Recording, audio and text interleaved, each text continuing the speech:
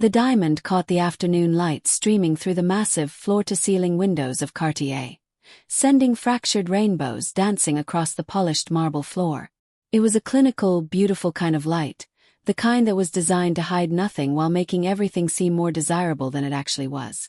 I stood frozen behind a velvet-lined display of platinum tennis bracelets, my phone clutched so tightly in my trembling hand that my knuckles had gone white, looking like small bleached stones.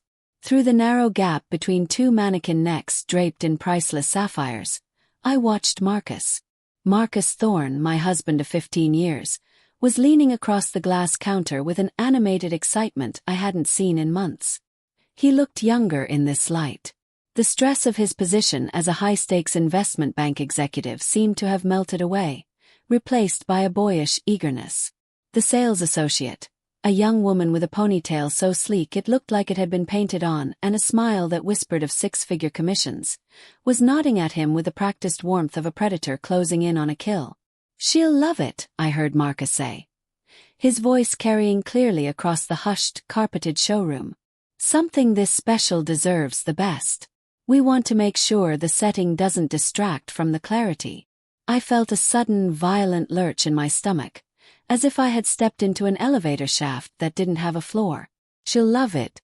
My hands, acting on a survival instinct my brain hadn't yet processed, raised my phone. I adjusted the focus, my breath hitching in my throat, and snapped a photo. The tiny digital click of the camera shutter was instantly swallowed by the soft, ambient jazz humming from the hidden ceiling speakers. 1 week. It had been exactly 7 days since Marcus and I stood in the rooftop garden of the Peninsula Chicago, surrounded by 5,000 white roses and a canopy of string lights that mimicked a private galaxy. We had stood before our closest friends and the city's elite, holding hands as we renewed our vows. He had looked into my eyes and promised forever all over again, his voice thick with what I thought was emotion. He had given me an emerald necklace that night, a heavy, cold weight against my collarbone that I had cherished as a symbol of our fresh start. Now, looking at him through the sapphires, I realized that emerald was a bribe, or perhaps just a performance. The thought repeated in my mind like a broken record, a jagged skipping loop of 1 week, 1 week, 1 week, as I began to back away slowly. My heels made no sound on the thick, cream-colored carpet. I nearly collided with an elderly woman draped in mink, but I didn't apologize. I couldn't speak.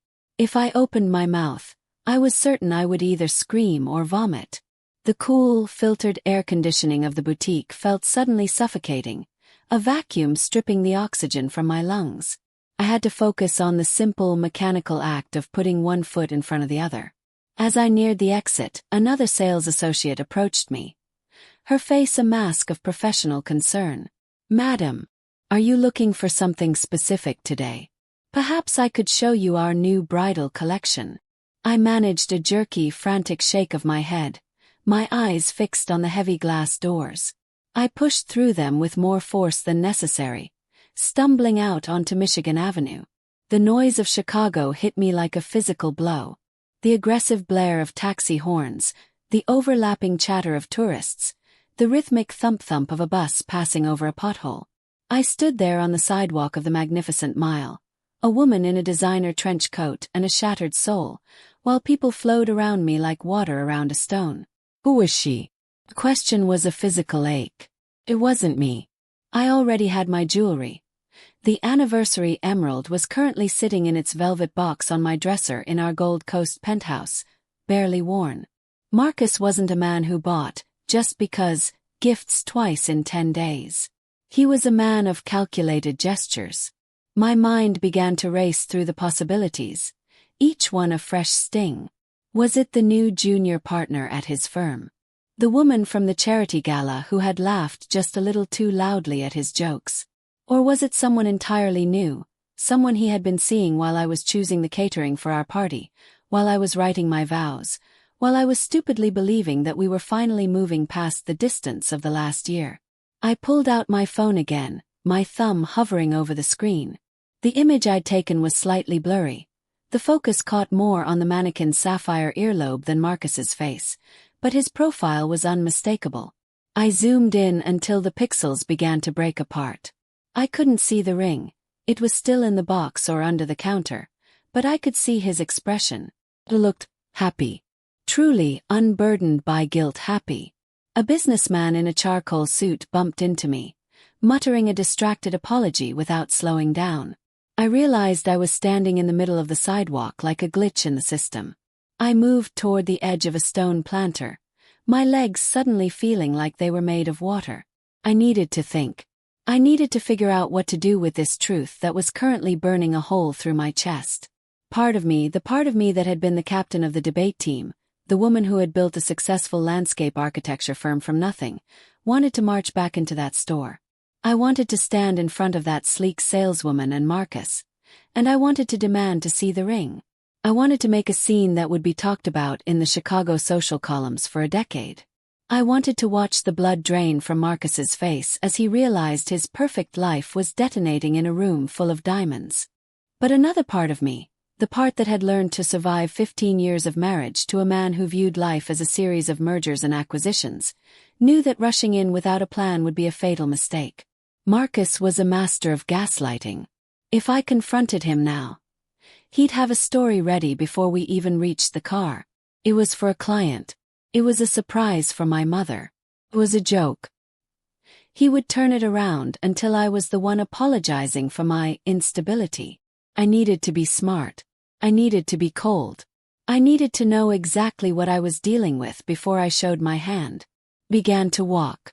I didn't have a destination. I just needed the movement. I walked past the high-end boutiques of Oak Street, past the historic water tower, my mind racing faster than my feet could carry me. The afternoon sun was too bright, reflecting off the glass towers of the Loop with a blinding intensity. Every couple I passed seemed like a personal insult. A young pair holding hands while waiting for a light, an older couple sharing an umbrella, a man whispering something into a woman's ear that made her throw her head back in laughter. They all existed in that bubble of trust I'd thought Marcus and I shared. Had they ever really known each other? Had I ever really known him? I found myself at the edge of the lakefront, sitting on a weathered wooden bench that overlooked the vast gray expanse of Lake Michigan. The wind here was sharper, smelling of saltless water and coming winter. A few joggers drifted past, their breath visible in the cooling air. I pulled out my phone one more time, staring at that blurry photo of Marcus at Cartier. The more I looked at it, the more details I noticed. The way he was leaning forward, not just interested but invested. The way the sales associate's body language was attentive and professional, but also slightly flirtatious, as if she knew she was part of a secret. I should call him, I thought. I should ask him where he is, what he's doing. I wanted to hear the lie. I wanted to hear the smooth, effortless way he would tell me he was stuck in a late meeting with the auditors. But what would that accomplish? If he was buying a multi-carat diamond for another woman, he certainly wasn't going to admit it over a voice call. No, I needed to be strategic.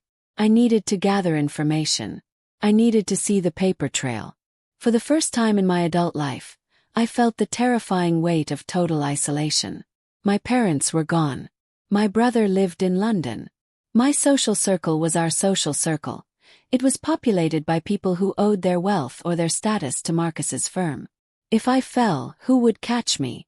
If I accused him, who would believe me? I looked out at the water, the waves chopping rhythmically against the concrete breakers. A week ago I was the envied Elena Thorne, the woman who had it all, the career, the penthouse, the handsome husband who still looked at her with adoration. Today, I was a woman whose world had just tilted on its axis. As the sun began to dip behind the skyscrapers, casting long skeletal shadows across the park, the trembling in my hands finally stopped. It wasn't because I was no longer afraid. It was because the fear had been replaced by something much more useful. Cold, hard clarity. Marcus thought he was the only one in this marriage who knew how to play a long game. He thought he was the only one who could manage assets and liabilities, who could hedge his bets and wait for the right moment to strike. He had spent 15 years underestimating me, seeing me as the beautiful ornament to his success, the supportive wife who handled the gardens and the galas. He had no idea that I had just captured the first piece of evidence in a war he didn't even know had started. I stood up, smoothing my coat and checking my reflection in the darkened screen of my phone. My eyes were red, but my face was set. I wouldn't go home and cry. I wouldn't scream. I would go home, I would make a reservation for dinner, and I would smile at Marcus when he walked through the door smelling of expensive cologne and lies. I would be the perfect wife for just a little while longer. Because when I finally did leave, I wasn't just going to walk away. I was going to take everything. The Gold Coast penthouse was a masterpiece of glass and steel, overlooking the charcoal waves of Lake Michigan. It was a home designed for a power couple, a place where every surface was polished to a mirror finish. But as I stood there, the reflection I saw in the mahogany wardrobe doors looked like a stranger. My eyes were hollow, my skin sallow against the cream silk of my robe. I started with his pockets. It felt cliché, a scene from a noir film I never thought I'd star in. I reached into the charcoal Prada suit he'd worn the night before. Nothing but a stray mint and a business card for a venture capitalist. I moved to his briefcase, my heart hammering against my ribs like a trapped bird. Then I found it. Tucked into the hidden lining of his leather portfolio was a small, embossed slip of paper. It wasn't a receipt from a hardware store or a coffee shop. It was a private terminal manifest from Teterboro Airport. Passenger, Marcus Thorne +1 route, TEB, New Jersey, to MDW, Chicago Midway date. October 14th total. $18,400. October 14th. That was the weekend Marcus told me he was at an emergency board meeting in San Francisco. He had even sent me a photo of the sunset over the bay, which I now realized was likely a stock image or a shot taken years ago. He wasn't in California. He was in New York, flying back on a private jet with a +1. The coldness that had started in Cartier a few days ago now turned into a solid block of ice in my chest. I didn't cry. I didn't have the luxury of tears anymore. I took a photo of the manifest and put it back exactly where I found it. The art of the gaslight. When Marcus returned, smelling of expensive soap and hard work, he was as charming as ever. He kissed my cheek, his eyes crinkling in that way that used to make me melt. "How was your morning, Elena? You look a bit pale. Are you still feeling under the weather?" I took a sip of my coffee, the liquid bitter on my tongue. "I'm fine, Marcus. Just thinking about that board meeting you had in San Francisco last month. It must have been exhausting." He didn't skip a beat. He didn't even blink. "It was a nightmare, honestly. 6 hours of arguing over dividends. I'm just glad to be home." "Did you fly commercial?" I asked, my voice light, conversational. He paused, just for a fraction of a second, his hand hovering over the toaster. "Yeah. United." "Why?" "Just wondering. I saw a charge for a charter jet on the statement. I thought maybe the firm had upgraded you." Marcus turned to face me, his expression shifting perfectly from casual to concerned husband. He walked over and took my hands in his. "Elena, love, you've been so stressed lately. That charge was for the Johnson merger. I told you Asistenku, Sarah, uses the joint card for firm expenses sometimes by mistake. I'll have her fix it today. Don't worry your pretty head about the finances." He squeezed my hands. It was a gesture of affection that felt like a chokehold. He wasn't just lying. He was making me feel like I was the one who was failing for even noticing. The second phone. Alex, portfolio. The confirmation didn't come from the jet manifest. It came from a buzzing nightstand. A few nights later, Marcus was in the shower, the steam filling the master suite with the scent of sandalwood. His primary phone was on the charger, but a second, smaller device, one I'd never seen before, slipped out of his gym bag as it fell over. It buzzed with a relentless persistence. Picked it up. No passcode. Marcus was arrogant. He believed I would never look. The messages were from a contact saved as Alex, portfolio. "Alex, the penthouse in Miami is booked for the 22nd. Can't wait to have you all to myself. Red heart. Alex, Are you wearing the watch I got you? I want to imagine it on your wrist while we're apart. I scrolled up. The messages went back 6 months. They were filled with inside jokes about the anchor, his nickname for me, and detailed plans for a life they were building in the shadows. He wasn't just having an affair. He was building a relocation plan. The shower stopped. I set the phone back into the gym bag, my movements mechanical. When Marcus walked out, drying his hair with a towel, he looked at me and smiled. Everything okay, Elena? Perfect, I lied, the word tasting like ash. Just looking for my book. Calling in the cavalry. The next morning I didn't go to my landscaping firm. I went to a small, unassuming coffee shop in Lincoln Park to meet Chloe. Chloe had been my best friend since we were freshmen at UChicago. She was a forensic accountant, a woman who spent her days finding money that people tried very hard to hide. If Marcus was a wolf, Chloe was a hunter. I laid it all out. The Cartier ring, the Teterboro manifest, the messages from Alex. Chloe didn't look surprised. She looked angry. He's doing exactly what guys like him do, Elena. He's vessel prepping.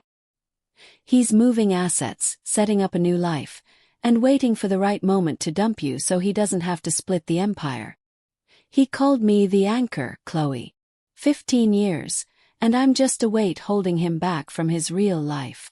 Chloe opened her laptop, her fingers flying across the keys.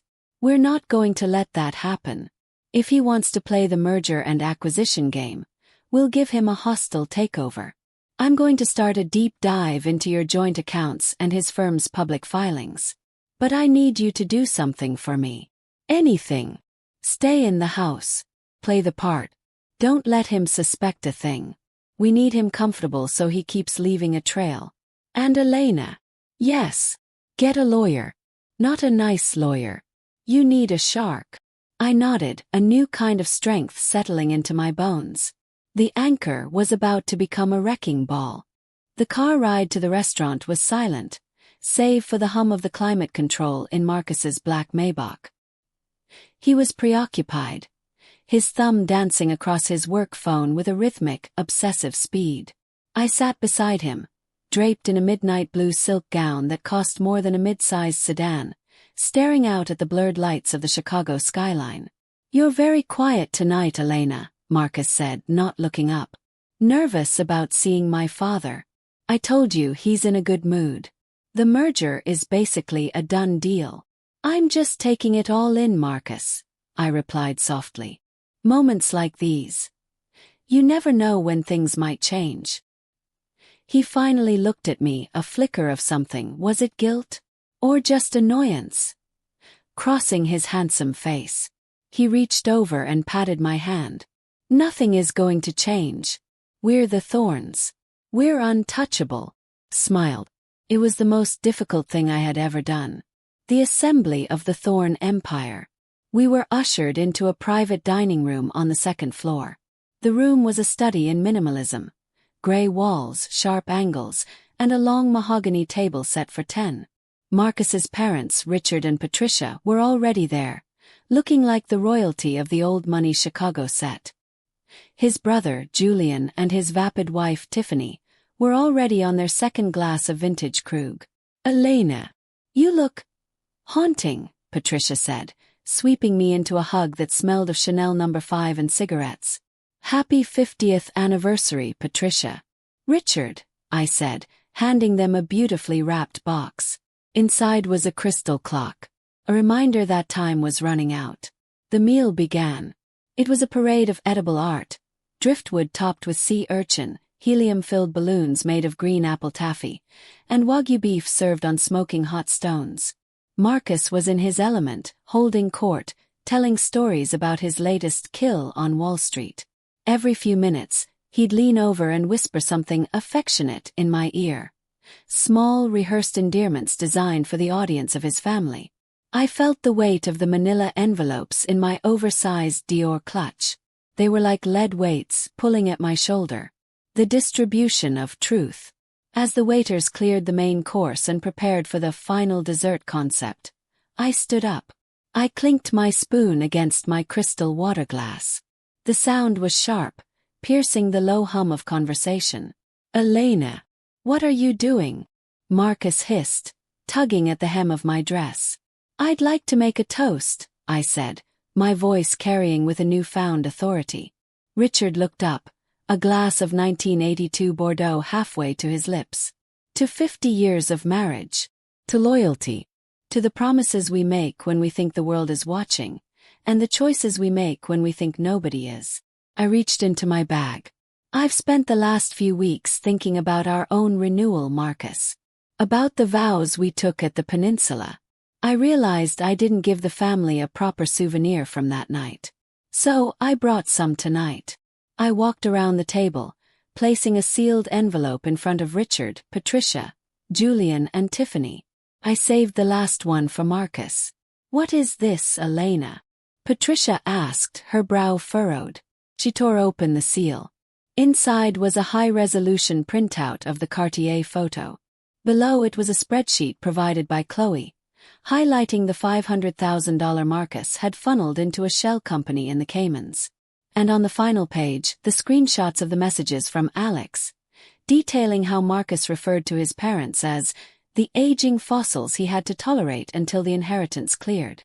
The silence that followed was absolute. It was the kind of silence that precedes a landslide. The hostile takeover. Patricia let out a strangled gasp. Richard's face turned a shade of purple that matched the wine in his glass. Marcus didn't move. He stared at the photo of himself at the jewelry counter as if it were a poisonous snake. "Elena," he started, his voice a low, dangerous growl.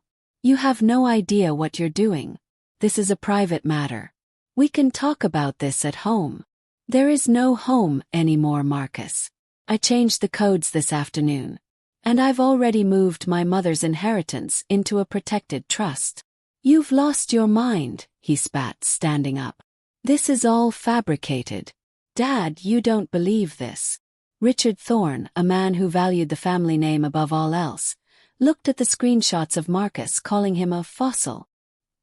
He looked at the bank statements showing Marcus was stealing from the family firm to fund a lifestyle for a gallery curator in Miami. "Sit down, Marcus," Richard said, his voice like gravel. "And shut up." At that moment, the door to the private room opened. It wasn't a waiter.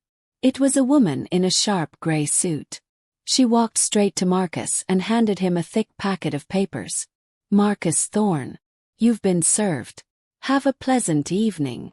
I looked at my husband, the man I had loved for 15 years, the man who had systematically tried to erase my worth. For the first time he looked small. The Thorne Empire wasn't a fortress. It was a house of cards, and I had just blown the doors off. "I'll see you in court, Marcus," I said, picking up my clutch. I looked at Patricia and Richard. "I'm sorry to ruin the anniversary. But then again, a 50-year lie is much harder to clean up than a ruined dinner." I walked out of Alinea, the click of my heels echoing on the hard floors. As I reached the street, the cold Chicago air hit me. It didn't feel like a slap this time. Felt like a standing ovation. The discovery phase of our divorce was like watching a house of cards meet a leaf blower. While Marcus's lawyer tried to argue that the $500,000 in the Caymans was corporate restructuring, my lawyer, Evelyn Reed, produced the screenshots of his messages to Serena. In one particularly damning exchange, Marcus had joked about how he would leave Elena with the cat and the garden while he took the empire. The judge, a no-nonsense woman who had seen 1,000 Marcuses in her career, was not amused. The final settlement.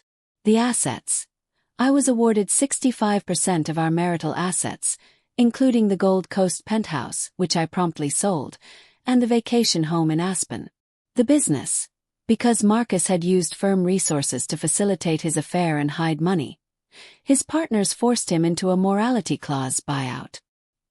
He was stripped of his senior partner status and forced to sell his shares at a significant discount. The mistress, Serena Vance, the gallery curator, vanished the moment Marcus's bank accounts were frozen. Apparently, Forever had a very specific price tag, and Marcus could no longer afford it. The architecture of a new life. 6 months after the ink dried on the divorce papers, I sat in my new office. It wasn't a glass tower in the Loop. It was a converted warehouse in the West Loop, filled with the scent of sawdust and fresh earth. I had rebranded my firm as Anderson Landscape Design. I was no longer Mrs. Thorne. I was Elena Anderson, a woman who knew exactly how to build something beautiful from the ground up. The transition wasn't all victories and champagne. There were nights when the silence of my new loft felt deafening. There were moments when I'd see a Patek Philippe watch in a shop window and feel a sharp, stabbing phantom pain in my chest. Healing, I learned, isn't a straight line. It's a jagged, messy spiral. Note to self. The anchor wasn't just Marcus's name for me. It was what I had allowed myself to become. Fixed in place, holding him steady while I stayed submerged. Now the rope was cut. I wasn't an anchor. I was the ship. The final word. One evening, while I was finishing a terrace design for a new boutique hotel, my phone buzzed. It was a message from an unknown number. Unknown. I lost everything, Elena. Hope you're happy. I stared at the screen for a long time. I thought about the Cartier rainbows, the Teterboro manifest, and the vow renewal that was actually a funeral for our marriage. I didn't feel the surge of spite I expected. I just felt light. I didn't block him immediately. I typed one last reply. I'm not happy because you lost Marcus. I'm happy because I found me. Then I blocked the number, closed my laptop, and walked out into the Chicago twilight. The city was loud, chaotic, and beautiful. And for the first time in 15 years, I wasn't just watching life happen through a gap in a jewelry display. I was in the middle of it.